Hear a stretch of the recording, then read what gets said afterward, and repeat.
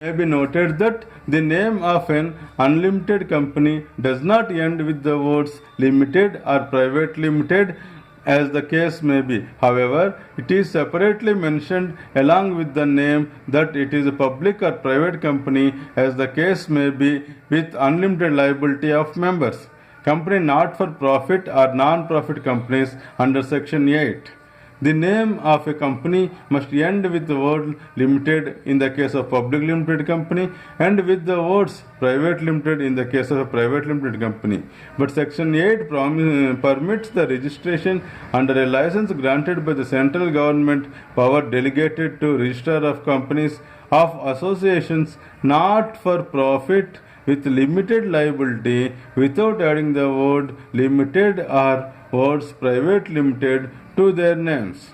An association not for profit must satisfy the following two conditions. Firstly, it is formed for promoting commerce, science, art, religion, charity, sports, education, research, social welfare, protection of environment or other useful objects. Next, it does not intend to pay any dividend to its members but apply its profit or other income in the promotion of its object. Section 8 companies, since working without motive of earning any profit, may be exempted from certain provisions of the Companies Act 2013, which shall be prescribed by the central government from time to time pursuant to powers conferred by Section 462 of the Companies Act 2013.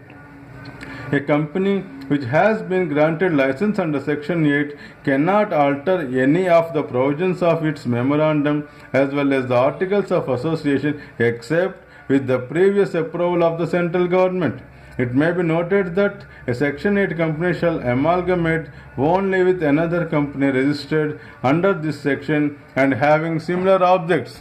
It may further be noted that in general, a partnership firm, not being a person in the eyes of law, cannot become a member of a company. However, it can become a member of Section 8 company. Holding and subsidiary companies. Section 2 of 87 of the Companies Act 2013 states the circumstances, any of which must exist to constitute the relationship of holding and subsidiary companies. Section 2 of 87 provides that a company shall be deemed to be a subsidiary of another if any of the following conditions are satisfied. Firstly, that other controls the composition of its board of directors. Next to it, that other exercises or controls more than one half of the total share capital either at its own or together with one or more of its subsidiary companies, or lastly, the first mentioned company is a subsidiary of any company which is that other subsidiary.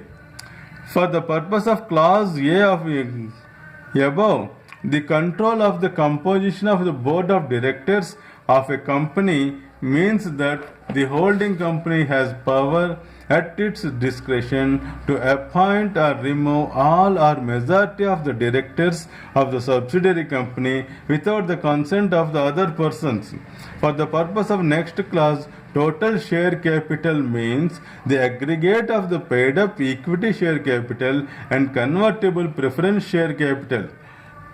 It should be noted that holding and subsidiary companies are incorporated companies and each is a separate legal entity. Reference: Hungerford Investments Limited versus Turner Morrison and Company Limited. It may be noted that such class or classes of holding companies as may be prescribed shall not have layers of subsidiaries beyond such numbers as may be prescribed. For the purpose of this clause, the term company includes any body corporate. Thus, holding and subsidiary relationship can be established between the Indian company and a foreign company.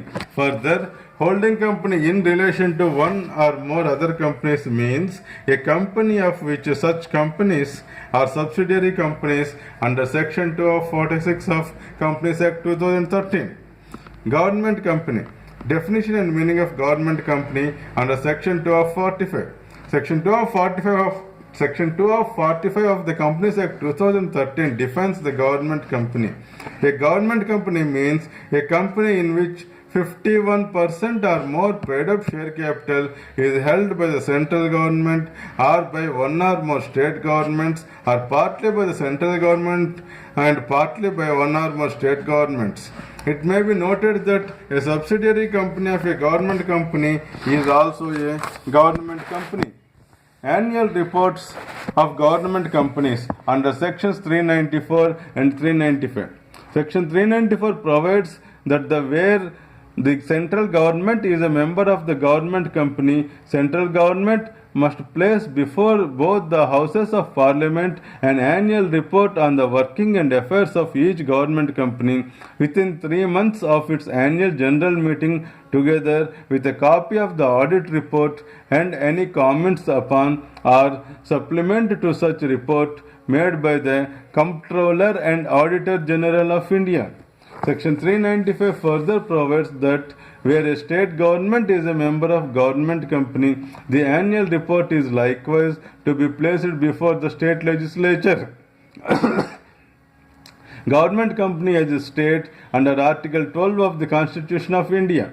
In R.D. Shetty versus International Airports Authority of India case, the Supreme Court observed that the following are some of the instances where a government company can be regarded as a state within the meaning of Article 12 of the Constitution of India.